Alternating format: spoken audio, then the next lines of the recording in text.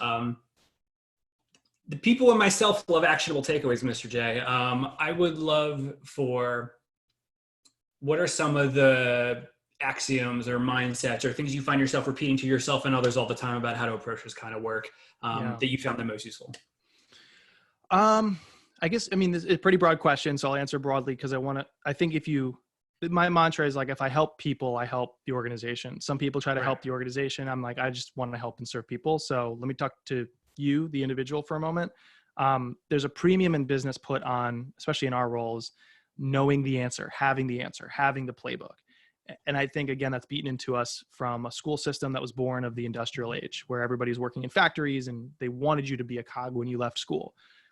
No longer the case, right? That's no longer what we need to be. We don't need to be experts. We need to be investigators. Whereas experts have absolutes, they have the answer in some theoretical, generalized sense.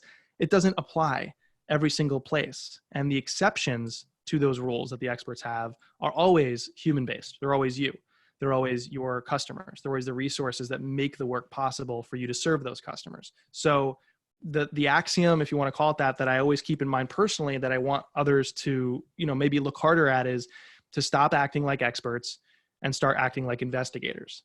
Because whereas experts have those absolutes, investigators, they don't look for someone else's correct answer. They ask better questions.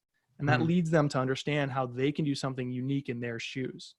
And look, it's really easy for me to say something because Sean is asking for something pithy. It's a lot harder to execute. That's why I spent 2.5 years writing the book, doing the podcast, all that stuff, because it's messy. But if you don't at least start with that and try to pull on that thread and see where it goes, I don't think things will change in a positive direction. So the world we live in requires more investigators than experts. We have enough experts. We don't need any more.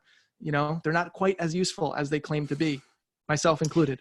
And I think a thing that requires to drill down a little bit is knowing what is unique, like what's your unfair advantage about your certain situation. Sure. And sometimes your biggest weaknesses can be turned into your biggest strengths. Whether you're small, you can move faster. Whether you're bigger, you have more reach. Whether your audience has a particular characteristic.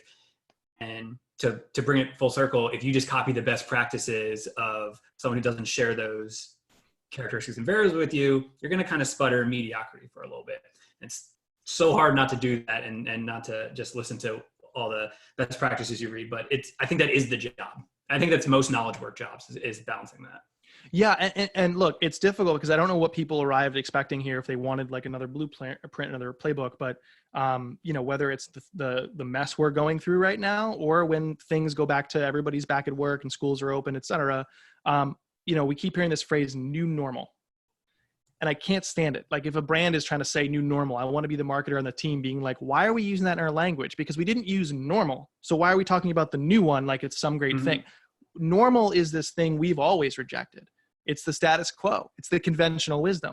We've always valued creativity and innovation. Like new normal, I refuse to accept. And because we have this attitude now that the future just happens to us. And I think we have agency in it. I think we can create whatever future it is we're trying to build and live in, whether that's the way my job functions, the culture of the organization I build in, or if we're really broadly thinking about the culture in some larger macro sense, like we have agency in it. It just isn't going to happen by looking for established answers. It's going to happen very small step after very small step of asking open-ended questions that Google can't answer, that someone you met on Twitter won't know, right? And trying to figure out, how do I investigate this? So rather than be the person that says, I have the answer, what if we could all just raise our hand and say, I don't have the answer, but I'm going to go figure it out.